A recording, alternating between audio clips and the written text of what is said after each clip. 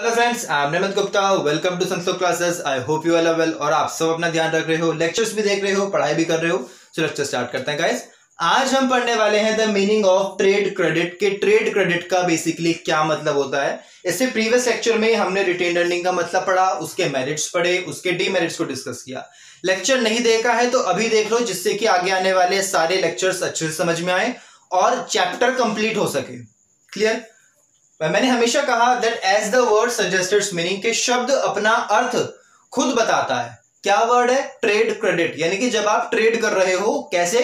Credit में। Credit का मतलब उधार में, यानी कि trade credit is the credit extended by one trader to another for the purchase of goods and services. यानी कि जब एक दुकानदार या एक ट्रेडर दूसरे ट्रेडर को माल देता है, कैसे?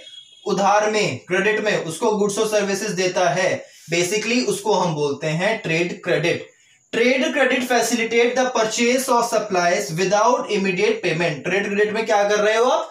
सेलर बायर को माल दे रहा है इमीडिएटली, लेकिन पेमेंट को इमीडिएटली नहीं ले रहा, पेमेंट आएगी बाद में, उसको हम बोलते हैं trade credit.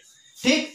Such credit appears in the records of the buyer of goods as sundry creditors और अकाउंट्स पेबल। जो आपका बायर है, जो माल परचेस कर रहा है, फॉर एग्जाम्पल अमित है सेलर और अमन है बायर, तो अमन अपने अकाउंट्स में किस नाम से लिखेगा? अमित को लिखेगा क्रेडिटर या फिर अकाउंट्स पेबल के नाम से, और अमित किस नाम से लिखेगा अमन को? अमित लिखेगा अमन को एज अ डेटर। ठीक?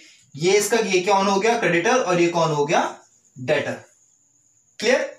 Trade credit is commonly used by the business organisation as a source of short term financing. Trade credit जो है एक अच्छा विकल्प है, एक अच्छा तरीका है जो इस्तेमाल करा जाता है बहुत सारे बिजनेस ऑर्गेनाइजेशंस के द्वारा as a source of short term financing. Short term financing के लिए भाई बहुत सारी फॉर्म्स होती हैं जो बहुत कम इन्वेस्टमेंट के साथ स्टार्ट होती हैं। पहले माल उधार में लाती हैं, जब अच्छे से सेटअप हो गई, अच्छी गुडविल क्रिएट हो गई, तो बड़ा बड़ा अपना कैश में कर लिया। ठीक है, तो ये एक अच्छा सोर्स ऑफ फंड है या एक एस्टेब्लिशमेंट करने का एक अच्छा तरीका है बहुत सारी बिजनेस ऑर्गेनाइजेशंस के लिए, और बहुत सारी बिजनेस ऑर्गेनाइजेशंस इसको इस्तेमाल करती हैं। ठीक?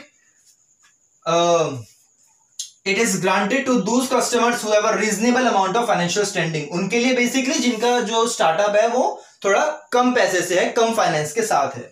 ठीक है? एंड गुडविल, मेन बात किस क्या है कि गुडविल के ऊपर डिपेंड है। आपकी जैसी गुडविल होगी उसी के हिसाब से आपको माल मिलेगा, और उसी के हिसाब से उसकी पेमेंट करने का टाइम बड़ा होगा या फिर छोटा होगा। ठीक?